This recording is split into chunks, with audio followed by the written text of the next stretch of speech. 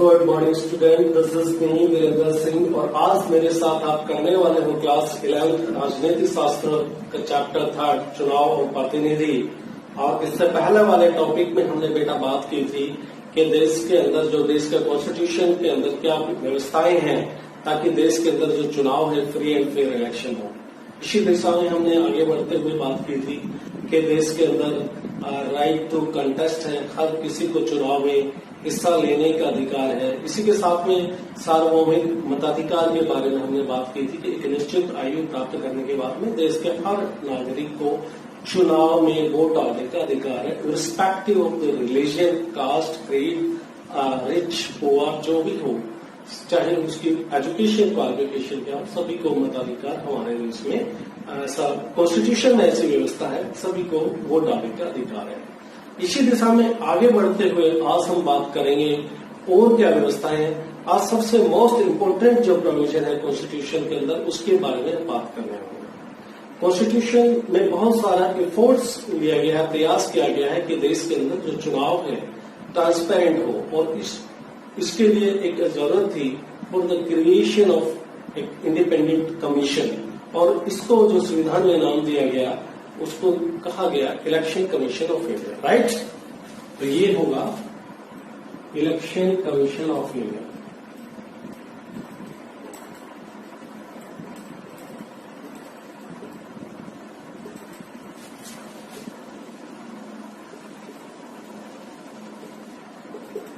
अब election commission of India का जो कॉन्स्टिट्यूशन के अंदर कहां पे इसकी व्यवस्था की गई है, इसके बारे में आर्टिकल 324 के अंदर व्यवस्था की गई है। कहां पर आपको मिलने वाला है आर्टिकल 324। आर्टिकल 324 क्या कहता है कि there will be a independent commission, there will be a independent commission for the superintendence, direction, control and smoothly conduct of the elections in country। तो क्या रेस्पॉन्सिबिलिटी इसके पास में सुपरिटेंडेंट्स,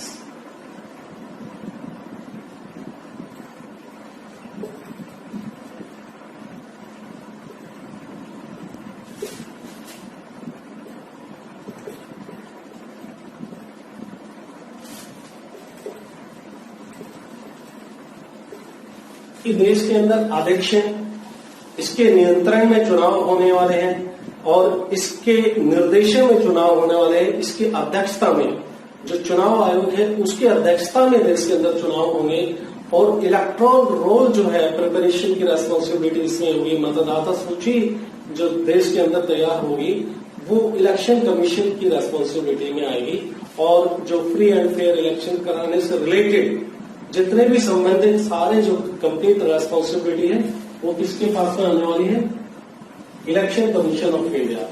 अब इलेक्शन कमीशन ऑफ इंडिया का जो किस तरह से काम करने वाला है, कितने मेंबर्स होंगे, इसके बारे में भी कॉन्स्टिट्यूशन में कुछ कहा गया है कि इनिशियली पहले ये सिंगल मेंबर बॉडी था।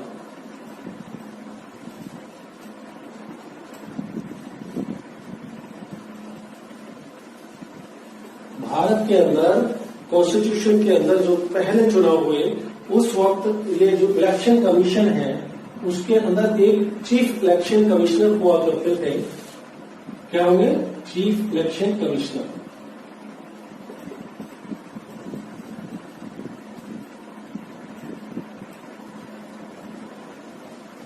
यानी कि जो शुरुआत में ये सिंगल मेंबर बॉडी थी, एक सदस्य आयोग था। इसमें चुनाव आयोग के में सिर्फ एक ही सदस्य होता था और वो मुख्य चुनाव आयोग था। लेकिन ये कब तक चलता रहा, ये चलता रहा 1989 यानी कि 15 अक्टूबर के लगभग ये व्यवस्था रही हमारे देश के अंदर। 15 अक्टूबर 1989 तक जो इलेक्शन कमीशन है वो एक सदस्य रहा, लेकिन उसके बाद में इसको मल्टी मेंबर बॉडी बना दिया गया और इसमें 2 सदस्य और अपॉइंटेड हो गए। ठीक है, अपॉइंटमेंट ऑफ 2 मोर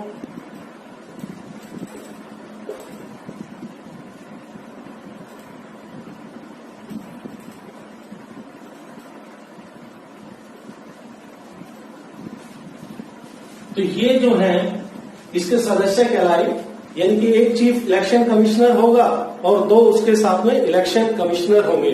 ठीक है, ये कॉन्स्टिट्यूशन के अंदर प्रोविजन किया गया 1989 में। 16 अक्टूबर के बाद में ऐसा हो गया क्योंकि उसके बाद में देश के अंदर चुनाव होना था, एक जनरल इलेक्शन होने थे।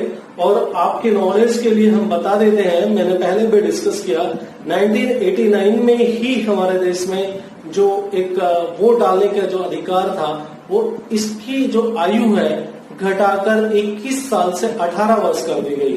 तो 18 वर्ष करने के कहने का मतलब इसका परिणाम क्या हुआ, देश में बहुत सारे और नए मतदाता जो जुड़ गए हैं, तो उनके लिए इलेक्टोरल रोल तैयार करना था, मतदाता सूची, बहुत सारी और रेस्पॉन्सिबिलिटी थी।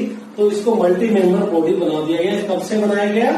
16 अक्टूबर 1989 से। और जैसे ही 16 अक्टूबर 89 के बाद में जो इलेक्शंस हुए, जनरल इलेक्शंस, उस 1990 के अंदर वो इलेक्शंस खत्म हो जाते हैं, उसके तुरंत बाद में फिर दोबारा से इसको सिंगल मेंबर बॉडी बना दिया गया। यानी कि 1990 में फिर again reverted to the single member body.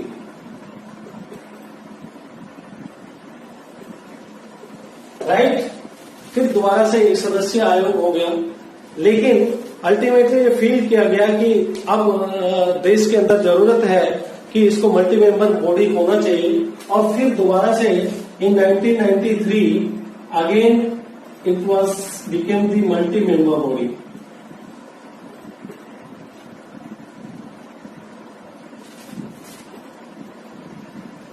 Right, I hope you are getting. आप सब समझ पा रहे हैं? इसको फिर दोबारा से 1993 में इसको मल्टी मेंबर बना दिया गया और तब से लेकर आज तक ये व्यवस्था चली आ रही है देश के अंदर। हमारा जो चुनाव आयोग है वो, उसमें एक मुख्य चुनाव आयुक्त और उसके साथ में 2 इलेक्शन कमिश्नर, चुनाव आयुक्त काम करते हैं। और इनके जो पूरे देश के अंदर रेस्पॉन्सिबिलिटी है, इनका देश के अंदर इलेक्शन कराने की, कौन कौन से इलेक्शंस होंगे? लोकसभा के इलेक्शंस, राज्यसभा के इलेक्शन,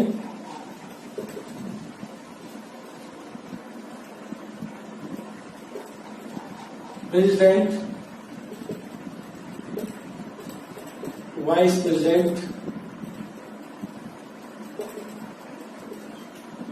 ठीक है। और इसी के साथ में जो आपके सभी पूरे देश की स्टेट असेंबली है, स्टेट लेजिस्लेचर को, जो विधानसभा के इलेक्शंस की चुनाव कंडक्ट कराने की रेस्पॉन्सिबिलिटी भी हमारे देश में चुनाव आयोग के पास ही है। अब आप ये अच्छे से समझ लीजिए, ये जो चुनाव आयोग है, ये जो मल्टी मेंबर बॉडी है उसकी बात कर रहे हैं। अब इसको पूरे देश में इलेक्शन कराने के लिए असिस्ट कौन करता है? तो there will be a electoral officer in every state.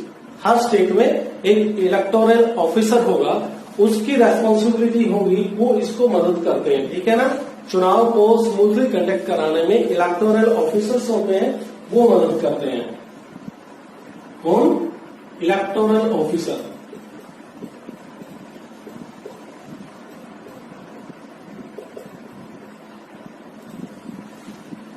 याद रखिए, देश के अंदर राज्यसभा, लोकसभा के चुनाव या फिर देश के जो स्टेट लेजिस्लेचर है, हर एक स्टेट की जो प्रांत की विधानसभा के चुनाव हो गए, या फिर प्रेसिडेंट, वाइस प्रेसिडेंट के चुनाव कंडक्ट कराने की रेस्पॉन्सिबिलिटी देश के चुनाव आयोग के पास में है।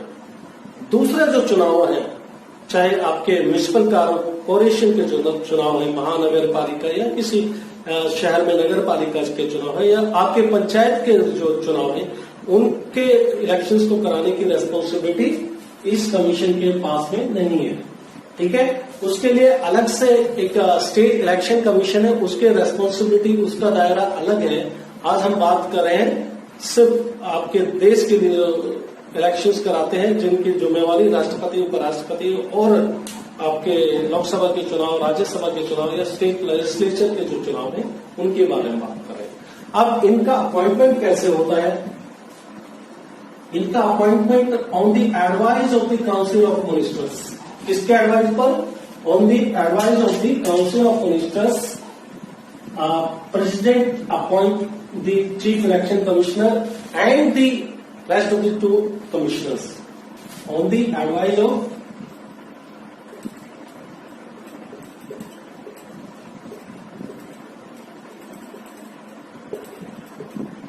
Council of Ministers. ठीक है? Who appoint? The President of India appoint. Right?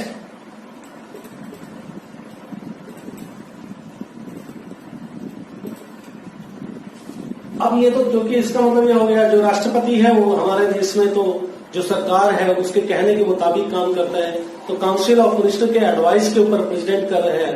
तो ऐसा लगता है कि चुनाव के टाइम में हो सकता है ये जो है देश में जो इनकम्बेंट गवर्नमेंट होगी, सरकार है, उसकी मदद करें। जबकि हम चाहते थे ये एक डेमोक्रेटिक हो और ये किसी तरह के निष्पक्ष हो, किसी भी चुनाव में किसी सरकार का या विपक्ष का किसी तरह का फेवर ना ले। तो इसमें फिर सजेशन आया कि ये जो अपॉइंटमेंट है इसका काउंसिल ऑफ मिनिस्टर के एडवाइस पे प्रेसिडेंट ऑफ इंडिया तो करते हैं, सजेशंस और आए कि भाई ठीक है, इसी के साथ में जो अपोजिशन के लीडर है, जो देश के अंदर जो विपक्षी पार्टी के जो नेता होता है, उसके बारे में कभी बात करने वाले हैं। क्या आप मुझे बता पाएंगे कि अभी विपक्ष का जो नेता का पद पे कौन बैठा है? क्या कोई इसके लिए एलिजिबल भी है देश में आज के दिन? जो विपक्ष के नेता की जो पोजीशन, जो कॉन्स्टिट्यूशन में प्रोविजन है, उसके मुताबिक कोई हमारे देश में विपक्ष का नेता है आज के दिन? ये आप मुझे वापस रिवर्ट करके बताएंगे। तो ये हुआ विपक्ष का नेता के साथ में जो आपके देश के जो चीफ जस्टिस ऑफ इंडिया है, उनकी रिकमेंडेशन के बाद में इनका जो है अपॉइंटमेंट होना चाहिए। यानी कि on the advice of the council of minister, president of India will appoint the chief election commissioner और दूसरे जो 2 इलेक्शन कमिश्नर्स। लेकिन साथ में सजेशन ये था कि जो अपोजिशन लीडर है, विपक्षी पार्टी के जो नेता है, इसी के साथ में जो सुप्रीम कोर्ट के चीफ जस्टिस है, उनसे सलाह लेके उनकी रिकमेंडेशन के बाद में देश का इलेक्शन कमिश्नर को नियुक्त किया जाना चाहिए। क्योंकि ये बहुत ही महत्वपूर्ण पद है देश में। चुनाव कराने, पारदर्शी चुनाव हो, किसी पार्टी का पक्ष ना ले, किसी एक पार्टिकुलर पार्टी के लिए काम ना करे, तो इस तरह की व्यवस्था करने के लिए सजेशन आए थे। ठीक है, तो स्टूडेंट अभी तक हमने डिस्कस किया कि जो अपने देश का इलेक्शन कमीशन है उसको क्या किया गया कि उसको मल्टी मेंबर बॉडी बना दिया गया इन 1989। अब मल्टी मेंबर बॉडी बनाने के बाद में जब इसको बहुत सदस्य आयोग बना दिया तो इसके कुछ अच्छे इम्पैक्ट हुए होंगे। जो उस समय की सरकार है उसने सोचकर ही ये डिसीजन लिया होगा, कॉन्स्टिट्यूशन में अमेंडमेंट किया होगा। पहले सिंगल मेंबर बॉडी से मल्टी मेंबर बना दिया गया। अब आपस में जो 2 और चुनाव आयुक्त इसके साथ में आकर जुड़ गए, उनके आपस में रिश्तों पर क्या फर्क पड़ा होगा, देश को इस नई व्यवस्था से क्या फायदा हुआ होगा, इसके बारे में हम डिस्कस कर लेते हैं। तो जो आपस में जो मुख्य चुनाव आयुक्त हैं और 2 अन्य चुनाव आयुक्त जो जुड़ गए इस व्यवस्था में, नई व्यवस्था के अंदर, तो आपस में उनके रिश्तों में तो जरूर तल्ख आई होगी। क्योंकि आप सोचिए कि इससे पहले जो सिंगल मेंबर बॉडी था, सारी जो शक्तियां हैं पूरे देश में चुनाव से रिलेटेड संबंधित, अपने आप में अपने देश का जो चुनाव आयोग है वो बहुत ही, जैसे चुनाव की घोषणा हो जाती है उसके बाद में काफी ताकतवर हो जाता है, बहुत सारी पावर इसके पास आ जाती है। और कॉन्स्टिट्यूशन की जो इंटरप्रिटेशन की है, जो व्याख्या की है, इसको जो अपने सुप्रीम कोर्ट ने भी माना है, इस बात के लिए एग्री कर गया है सुप्रीम कोर्ट भी कि सारी जो पावर है वो चुनाव आयोग के पास में होगी। तो इसके होता क्या है, जब इस तरह की पावर किसी एक व्यक्ति के हाथ में आ जाती है तो चांसेस होते हैं उसका डिक्टेटर होने का। ठीक है, क्या हो जाता है, वो होने के चांसेस है डिक्टेटर। डिक्टेटर यानी कि तानाशाह बन जाने के चांसेस है। हो सकता है कि चुनाव आयोग फिर किसी की सुने नहीं, क्योंकि वैसे भी हमारे देश में ये एक स्वायत्त है, ऑटोनोमस बॉडी है, जिसके ऊपर सरकार का किसी तरह का नियंत्रण नहीं रहता है। इसके काम में दखल अंदाजी सरकार की बहुत ज्यादा दखल अंदाजी नहीं होती है। तो चांसेस थे कि ये अपने आप में कोई भी ऐसा चुनाव आयुक्त, मुख्य चुनाव आयुक्त आ जाए जो अपने आप में तानाशाह जैसे काम करने लगे। तो इस बात का अंदेशा था, तो इसी को लेकर इसको मल्टी मेंबर बॉडी बनाया गया, ताकि शेयर रेस्पॉन्सिबिलिटी हो जाए, अकाउंटेबिलिटी शेयर हो जाए, किसी एक आदमी के पास में सारी शक्ति ना हो। और साथ ही साथ एक डेमोक्रेसी का भी एक निशानी है, तो जो मिलकर डिसीजन लिया जाए, कलेक्टिव रेस्पॉन्सिबिलिटी हो जाए। तो इस आशय को ध्यान में रखकर जो मल्टी मेंबर बॉडी बनाया गया, लेकिन इसके और कुछ नेगेटिव इम्पैक्ट कहिए या फिर आपस में जो रिश्तों में भी तलक बीच में आई, और अल्टीमेटली क्योंकि किसके पास में सबसे ज्यादा पावर होगी, मुख्य चुनाव आयोग, या पावर को किस तरह से शेयर किया जाए, इसके बारे में काफी बहुत ज्यादा कॉन्स्टिट्यूशन में इंटरप्रेट नहीं किया गया था। इस बारे में कॉन्स्टिट्यूशन में इसकी बहुत ज्यादा क्लैरिटी नहीं है। तो इसको लेकर जो प्राय देखा गया, मुख्य चुनाव आयुक्त और आयुक्तों के बीच में पावर से रिलेटेड आपस में मनमुटाव है, तो उसको खत्म करने के लिए भी the court has come in middle, और कोर्ट को इंटरवीन करना पड़ा। सुप्रीम कोर्ट के आखिर इंटरवेंशन के बाद में ये finally it has been decided कि जो सारे निर्णय हैं वो कलेक्टिवली लिए जाएंगे, और जो मुख्य चुनाव आयुक्त और दो अन्य चुनाव आयुक्त हैं उनके बीच में जो शक्ति का जो बंटवारा है, वो शक्ति किसी के पास न ज्यादा है न कम है, अर्थात सभी के पास में बराबर की शक्तियां होंगी। और सिर्फ जो पावर की दृष्टि से देखा जाए तो मुख्य चुनाव आयुक्त जितनी भी मीटिंग्स होंगी चुनाव आयोग की, उनको चेयर वो करेंगे, प्रिजाइडिंग ऑफिसर वो होंगे मीटिंग्स के, लेकिन निर्णय जो लिए जाएंगे वो कलेक्टिवली लिए जाएंगे, सबका एक साथ मत पूछा जाएगा। तो इस तरह से इस समस्या का निदान किया गया। और अगर इनके पेस और दूसरे जो अलाउंसेस की बात करें तो भी लगभग क्या एग्जैक्टली बराबर है। मुख्य चुनाव आयुक्त हुए या फिर अन्य चुनाव आयुक्त है, उनकी आपस में जो सैलरी है वो बराबर है, और दूसरे अदर अलाउंसेस हैं वो बराबर है, या जो दूसरी सुविधाएं हैं वो सामान्य रूप से सब बराबर है, मुख्य चुनाव आयुक्त और अन्य चुनाव आयुक्त की हम बात कर रहे हैं। साथ ही में अब इनको जैसे कि अपॉइंटमेंट के टाइम हम पारदर्शिता रखना चाहते थे, तो हमने विपक्षी पार्टी के जो नेता हैं, साथ ही सुप्रीम कोर्ट के चीफ जस्टिस ऐसा सजेशन आया कि इनका जो है इन्वॉल्वमेंट हो जाए इनके अपॉइंटमेंट के टाइम। तो हटाने के टाइम में भी हो सकता है जो सरकार सत्तारूढ़ है, सत्ता में है, जो चेयर पे बैठे हैं, उनकी बात को चुनाव आयोग, मुख्य चुनाव आयुक्त या अन्य जो चुनाव आयोग के सदस्य हैं वो ना माने, और हो सके वो सरकार उनको रिमूव करना चाहे पद से। तो इसके लिए भी अच्छे से व्यवस्था की गई है हमारे कॉन्स्टिट्यूशन में, ताकि किसी के प्रेशर में या दबाव में कल उनको ये ना लगे कि अगर हमने सरकार की बात को नहीं माना तो हो सकता है सरकार हमको अपने पद से हटा दे। तो इसी को ध्यान में रखकर ऐसा किया गया है कि प्रेसिडेंट, राष्ट्रपति, इनको मुख्य चुनाव आयुक्त हुए या फिर अन्य चुनाव आयुक्त है, उनको उनके पद से मुक्त कर सकता है, हटा सकता है, प्रोवाइडेड के जो आपके जो लोकसभा और राज्यसभा, उन दोनों की जो स्पेशल मेजोरिटी से इस बात का रिकमेंडेशन राष्ट्रपति के पास भेजे, तब ये होगा। अब स्पेशल मेजोरिटी क्या है, वो जो आप मेरे से शेयर करने वाले हैं, ये मुझे बताने वाले हैं। अगले जो टॉपिक है उसमें मैं स्पेशल मेजोरिटी के बारे में फिर फर्दर इसको क्लैरिफिकेशन करने वाला हूं। मैं चाहता हूं कि आपकी तरफ से कुछ पॉइंट्स उठाए जाएं, कुछ डाउट क्लियर करने के लिए मेरे पास भेजे जाएं, छोड़कर कुछ बच्चों को बाकी किसी की तरफ से ऐसे डाउट्स पूछे नहीं जाते हैं। अच्छी बात है कि अभी मैं देख रहा हूं कि धीरे धीरे जो वीडियोस को देखने की जो तादाद है, अपने स्टूडेंट्स हैं, वो ज्यादातर बच्चों ने वीडियोस देखना शुरू कर दिया है। कुछ अभी भी दाएं बाएं सुसुप्त अवस्था में गवर्नमेंट स्टेज के अंदर हैं, कई दाएं बाएं दूसरी व्यवस्था में घूम रहे हैं, लेकिन मैं उनको बता देता हूं, बेटा ये ज्यादा दिन चलने वाला नहीं है, आखिर आपको हमें जोड़ना होगा साथ में, यही एक काम करने का तरीका है, यही सफलता की सीढ़ी है। आप अकेले बैठकर काम ना करें, ये बहुत दिन ज्यादा दिन चलने वाला नहीं है।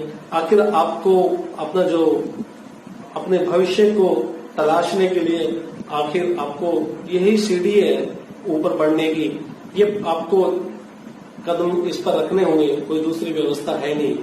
आप आएंगे, हो सकता है देर कर रहे हैं, शायद ये इसमें आपका नुकसान हो रहा हो, कभी इस बात में सोचिए। मैं बात करना चाहता हूं, कुछ हैं ऐसे बच्चे जिससे सही रेस्पॉन्स नहीं आ रहे हैं, जवाब वो नहीं दे रहे हैं कांटेक्ट करने से। चलो उसके बारे में फिर बात करेंगे, अभी हमारे टॉपिक पे चलते हैं। तो इस तरह की जो व्यवस्था हमारे कॉन्स्टिट्यूशन में की गई है, ताकि सरकार, जो सत्तारूढ़ सरकार है, उसके इन्फ्लुएंस में आके जो चुनाव आयोग काम ना करे, उनको हटाने के लिए भी जो हटाने के टाइम में स्पेशल मेजोरिटी की जरूरत पड़े, यानी कि सरकार अकेले अपने दम पे उनको उनके पद से मुक्त ना कर सके, इस तरह की व्यवस्था है।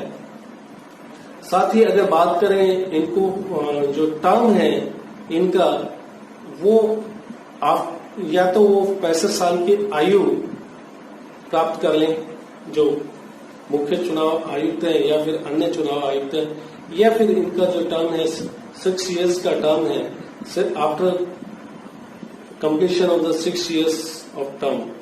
तो इन दोनों में से जो भी पहले हो, या तो 65 साल की आयु पहले हो जाए या उनका जो टर्म है वो पूरा हो जाए, उसके मुताबिक ये रिटायर हो जाएंगे अपने पद से। तो आज हमने जाना इलेक्शन कमीशन ऑफ इंडिया की, और मैं उम्मीद करता हूं आप सभी से, हमको भी इससे क्या होता है, मोटिवेशन मिलता है। अगर आप सभी वीडियो देख रहे हैं, सभी रेगुलर काम कर रहे हैं, हमको एक खुशी होती है। और ये आप देख रहे हैं, इस बात हम तक ये बात पहुंचनी चाहिए। पहुंचने का तरीका क्या हो सकता है, आप कैसे ये बात हम तक पहुंचा सकते हो, हम के स्टूडेंट और हमारे बीच में एक सामंजस्य बने, कोऑर्डिनेशन बने, एक अंडरस्टैंडिंग हो।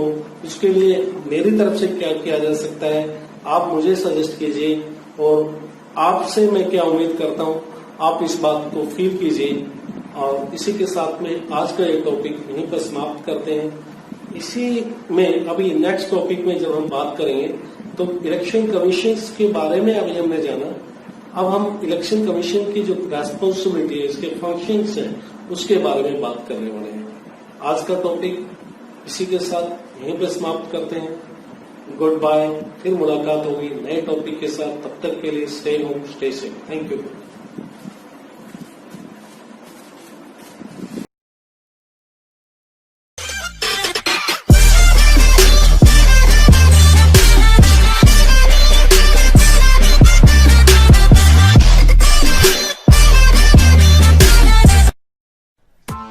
Press the bell icon on the YouTube app and never miss another update.